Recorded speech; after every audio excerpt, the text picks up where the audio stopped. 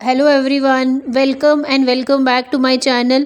तो चलिए आज के करंट अफेयर सेशन को स्टार्ट करते हैं with the very first quiz, that is 17th BRIC summit 2025 की इनमें से किस कंट्री में ऑर्गेनाइज की जाएगी।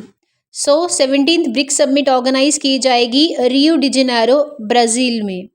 Right, brick summit 2025।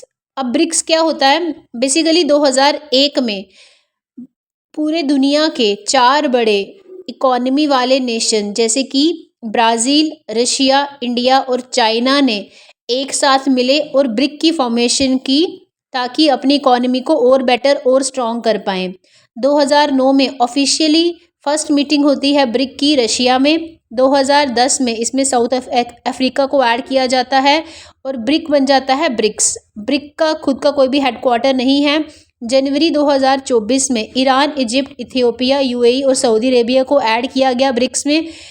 इस साल जनवरी 2025 में इंडोनेशिया को भी ऐड किया गया है ब्रिक्स में। 2025 में 17वीं BRIC summit Rio de Janeiro, Brazil में होगी। Right, next is recently Asian winter games 2025 organise किए गए थे। इसमें पूछा है कि किस कंट्री का फर्स्ट रैंक आया एशियन विंटर गेम्स 2025 में। चाइना ने लिया first rank in the medal tally of Asian winter games 2025।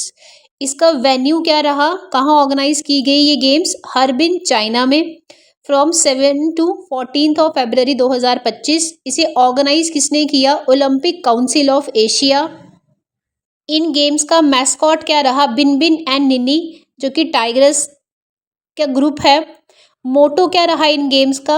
Dream of winter, love among Asia. Motto रहा एशियन विंटर गेम्स 2025 का। चलिए इसकी मेडल टैली देख लेते हैं कि इसमें टॉप किसने किया। चाइना ने with 32 golds, South Korea second number पर with 16 golds and Japan 10 gold के साथ थर्ड नंबर पर। इंडिया ने इसमें कोई भी मेडल नहीं जीता। राइट, नेक्स्ट इज धर्म गार्डियन। रिसेंटली ऑर्गेनाइज की गई ये मिलिट्री एक्सरसाइज किन दो कंट्रीज के बीच में? धर्म गार्डियन मिलिट्री एक्सरसाइज ऑर्गेनाइज की गई रिसेंटली इंडिया और जापान के बीच में। राइट, धर्म गार्डियन एक मिलिट्री एक्सरसाइज है जिसे हर साल ऑर्गेनाइज किया जाता है अल्टरनेटिवली, एक बार इंडिया में देन नेक्स्ट टाइम जापान में। ठीक है, ऑब्जेक्टिव क्या है? दोनों आर्मीज के बीच में कोऑर्डिनेशन को बढ़ाने के लिए 2025 में, जो कि इसका 6th एडिशन था, उससे कहाँ ऑर्गेनाइज किया गया? माउंट फिजी, जापान में। 2024 में इसे ऑर्गेनाइज किया गया था राजस्थान में। राइट, 2025 में धर्म गार्डियन ऑर्गेनाइज किया गया कहाँ? माउंट फिजी, जापान में। Next is recently 38th national games 2025 Uttarakhand में जो ऑर्गेनाइज की गई, उसमें फर्स्ट रैंक किसने लिया इनमें से? फर्स्ट रैंक आया इसमें सर्विस स्पोर्ट्स कंट्रोल बोर्ड का इन 38th नेशनल गेम 2025 इन उत्तराखंड। वेन्यू क्या रहा, कहाँ ऑर्गेनाइज की गई ये गेम्स? उत्तराखंड में obviously. From 28 of Jan to 14 of Feb 2025 में। मैस्कॉट क्या रहा? उत्तराखंड का स्टेट बर्ड जो कि मोनल है, उसी को मैस्कॉट रखा गया इन गेम्स का। मेडल टैली में टॉप नंबर पर कौन आई? Service sports control board. इसमें क्या होता है? इंडियन आर्मी के ही पार्टिसिपेट करते हैं मेंबर्स इसमें। सेकेंड नंबर पर महाराष्ट्र एंड थर्ड नंबर पर हरियाणा। नेक्स्ट इज किस फिल्म ने बेस्ट फिल्म अवार्ड जीता एट बाफ्ता फिल्म अवार्ड्स 2025 में? ये अवार्ड जीता रिसेंटली कॉन्क्लेव मूवी ने बाफ्ता 2025 award for best film. Right, अब बेसिकली ये बाफ्ता क्या है? British academy film awards. Right, बाफ्ता stands for British academy film awards. किसे दिया जाता है? ब्रिटिश फिल्मों को और इंटरनेशनल फिल्म्स को। ठीक है, जो भी बेस्ट होती हैं ब्रिटिश एंड इंटरनेशनल फिल्म्स, उन्हें ये अवार्ड दिया जाता है। इस साल 2025 में इसका वेन्यू क्या था, कहाँ ऑर्गेनाइज करवाया गया ये award? Royal festival hall in London, जिसमें बेस्ट फिल्म का अवार्ड दिया गया कौन सी मूवी को? कॉन्क्लेव। इंडिया की तरफ से एक मूवी इसमें नॉमिनेट हुई थी नॉन इंग्लिश फिल्म कैटेगरी में, जिसका नाम क्या है मूवी का? All we imagine as light, पर कोई अवार्ड नहीं जीत पाई इंडिया की ये फिल्म। इस कैटेगरी में ये अवार्ड किसने जीता? एमेलिया पेरिस ने।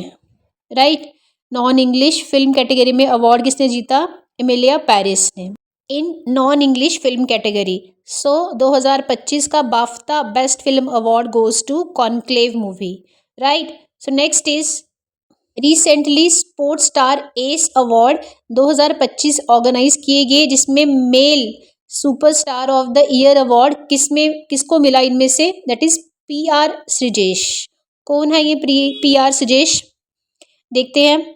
सबसे पहले ये देखते हैं स्पोर्ट्स स्टार एसिस अवार्ड, ये किस कैटेगरी में दिया जाता है? बेसिकली इंडियन स्पोर्ट्स में बेस्ट परफॉर्म करने के लिए ये अवार्ड दिया जाता है। इसे देता कौन है? हिंदू की मैगजीन है एक, स्पोर्ट्स स्टार मैगजीन, वो ये अवार्ड देते हैं।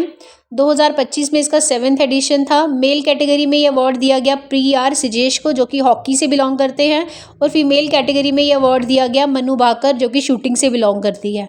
PR श्रीजेश ने 2024 के पेरिस ओलंपिक्स में ये हॉकी में गोलकीपर थे, ठीक है, तो वहाँ इंडिया ने क्या जीता था? Bronze medal.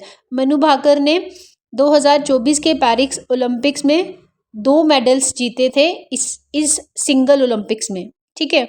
So next is recently devolution index report 2024 की रिलीज की गई, उसमें पहला रैंक इनमें से किस स्टेट को दिया गया?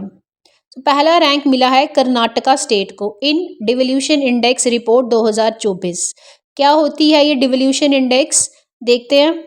बेसिकली इस इंडेक्स को लॉन्च कौन करता है? मिनिस्ट्री ऑफ पंचायती राज, वो रिलीज करती है डिवोल्यूशन इंडेक्स। ये क्या मेजर करता है? ये इंडेक्स क्या बताता है कि स्टेट्स में जो लोकल गवर्नमेंट है वो कैसा परफॉर्म कर रही है, वो बताता है ये इंडेक्स, डिवोल्यूशन इंडेक्स, जिसमें टॉप किया कर्नाटका ने, एंड सेकेंड नंबर पर कौन आई? केरला की state, right. So next is recently किसे अपॉइंट किया गया प्रेसिडेंट ऑफ ICAI? इनमें से किसे अपॉइंट किया गया प्रेसिडेंट ऑफ ICAI? अपॉइंट हुए Charanjot Singh Nanda as a president of ICAI।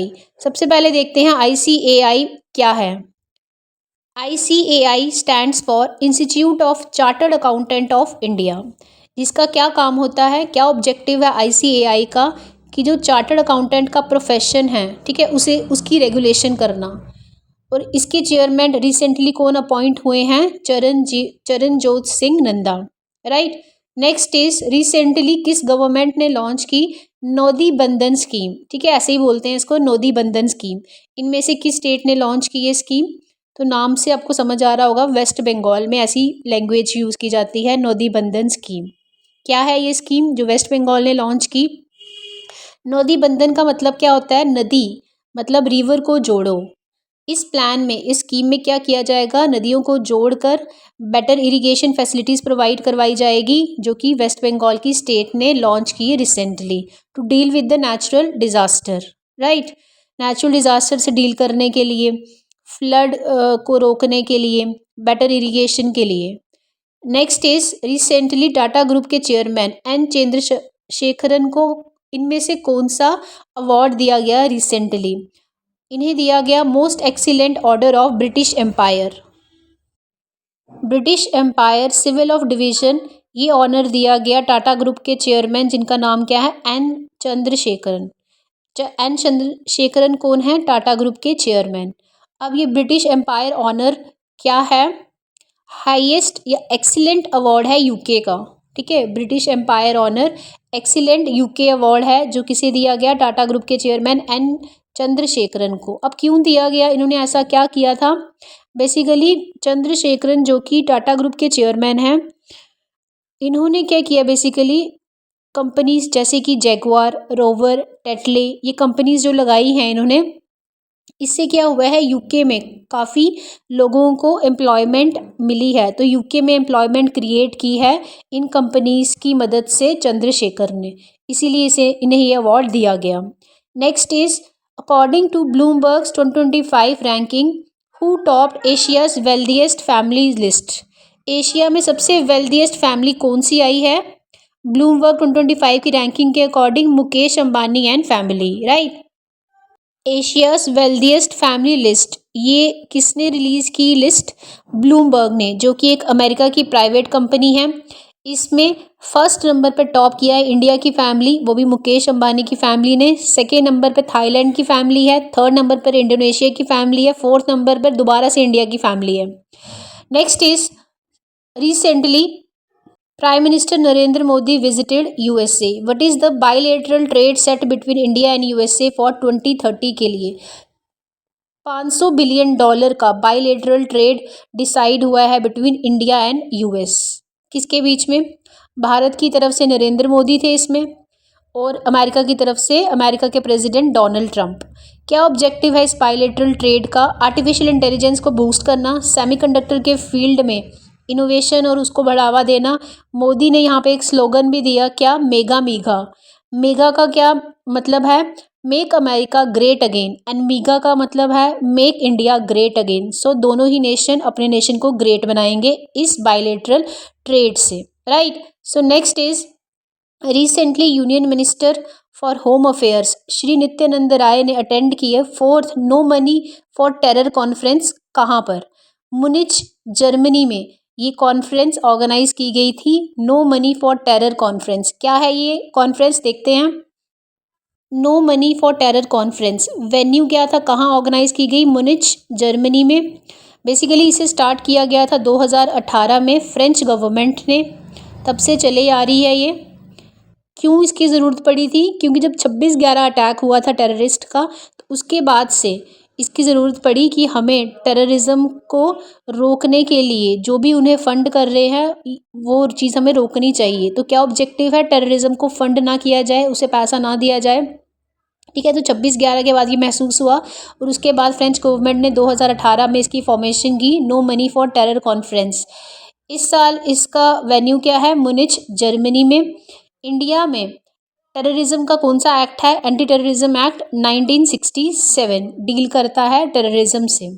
सो ये कॉन्फ्रेंस कहाँ ऑर्गेनाइज की गई? जर्मनी में। Next is Mitra platform recently किसने लॉन्च किया इनमें से? ठीक है, तो ये लॉन्च किया गया है by SEBI. SEBI is securities exchange board of India ने लॉन्च किया रिसेंटली मित्र प्लेटफॉर्म। देखते हैं क्या है ये Mitra platform.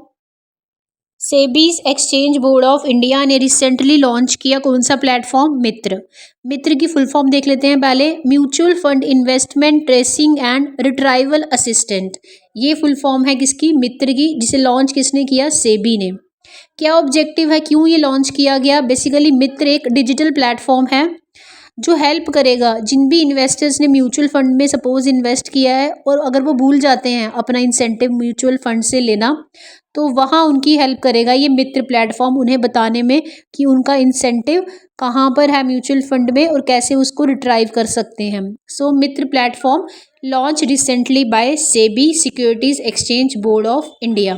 It is a digital platform जिसे सेबी ने लॉन्च किया म्यूचुअल फंड में जो भी इन्वेस्टर इन्वेस्ट करते हैं उनकी मदद करने के लिए, right. So next is recently Bharat electronic limited ने इनमें से किस कंपनी के साथ पार्टनरशिप करके लॉन्च किया है या मैन्युफैक्चर किया है hammer guided bomb weapon system in India?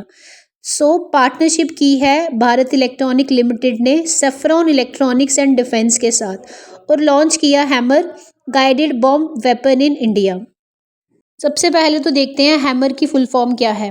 Highly agile modular munition extended range, ठीक है। ये एक बॉम्ब वेपन है जिसे किस में इंस्टॉल किया जाएगा? एयरक्राफ्ट में। हाईली एक्यूरेट बॉम्ब वेपन है, ठीक है, जिसे एयरक्राफ्ट में इंस्टॉल किया जाएगा, और इसे मैन्युफैक्चर किसने किया है? भारत इलेक्ट्रॉनिक लिमिटेड ने और सेफ्रॉन इलेक्ट्रॉनिक डिफेंस ने। बेसिकली सेफ्रॉन इलेक्ट्रॉनिक डिफेंस जो है ये एक फ्रेंच कंपनी है, उन्होंने अपनी टेक्निक किसको दी है? भारत इलेक्ट्रॉनिक लिमिटेड को, for manufacturing hammer guided bomb weapon in India, right. So next is recently third edition of women premiere league 2025 start हो चुका है। आपको बताना है कब से वो स्टार्ट हो चुका है। सो वुमेन प्रीमियर लीग 2025 14 Feb 2025 से स्टार्ट हो चुका है भारत में। इसका वेन्यू रहेगा मुंबई में। From 14 Feb to 15 March 2025। Edition है, थर्ड एडिशन ऑर्गेनाइज करवा रही है इसे BCCI। इसमें 5 टीम पार्टिसिपेट करेंगी। Royal Challenger Bangalore that is RCB, Gujarat Giants GG, Delhi Capital DC, Mumbai Indians MI and UP Warriors UPW, right. So next is recently income tax bill 2025 finance minister Nirmala Sitharaman ने पेश किया। इसमें किस एक्ट को रिप्लेस किया गया है recently? So income tax act 1961 इसे रिप्लेस कर दिया गया है इन इनकम टैक्स बिल 2025 में। इनकम टैक्स बिल 2025 भारत की फाइनेंस मिनिस्टर निर्मला सीतारमन ने ये बिल पेश किया लोकसभा में। इस बिल में रिप्लेस किया गया है इनकम टैक्स एक्ट 1961 को। ऑब्जेक्टिव क्या है, क्यों ऐसा किया गया? बेसिकली इससे क्या होगा, जितने भी टैक्स के लॉज हैं उन्हें ज़्यादा सिंपल, ज़्यादा ट्रांसपेरेंट बनाने की कोशिश की जाएगी। इससे पहले इंडियन इनकम टैक्स एक्ट 1961 में 298 सेक्शंस थे, अब 536 हो गए। शेड्यूल पहले 14 थे, अब कितने हो गए? 16, राइट। सो नेक्स्ट इज किस स्टेट में रिसेंटली अनवील किया गया भारत का पहला ग्लोबल कैपेबिलिटी सेंट्रल पॉलिसी? सो ये लॉन्च की गई कहाँ पर? मध्य प्रदेश में। India's first global capability centre policy क्या है ये? अब GCC stands for global capability centre. Suppose ये एक फॉरेन कंट्री है और ये हमारी भारत की, इंडिया की कंट्री है। अब फॉरेन कंट्री में जितनी भी मल्टीनेशनल कंपनीज हैं, जैसे कि आप एग्जाम्पल के लिए ले सकते हैं एप्पल कंपनी।